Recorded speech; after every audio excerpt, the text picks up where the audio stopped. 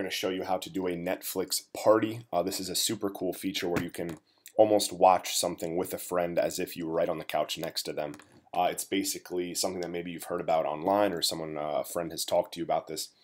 You both start watching a show or movie at the exact same time, or loop them in, on a live basis, and then you guys can chat about, what you're watching as if you're right next to each other.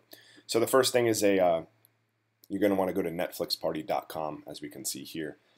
Super quick download. It's just a Chrome extension. Takes about 3 seconds to download. As we can see, mine's already here. Once you get that fired up, you're going to pull up Netflix in Chrome. Here we're watching Dexter, one of my favorite shows. You see the NP logo right here. You're going to click this, and you're going to click Start the Party, and it's going to generate a link for you, which I will post down here just so you can see it.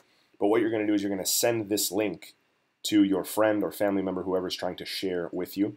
And then once they have their Netflix party fired up on their Chrome extension, they're just going to simply click that link. Then you're in control. You click play, and you guys are watching it together. And you guys can chat about how amazing Dexter is. So that's it, guys. Thanks for watching. Have a great day.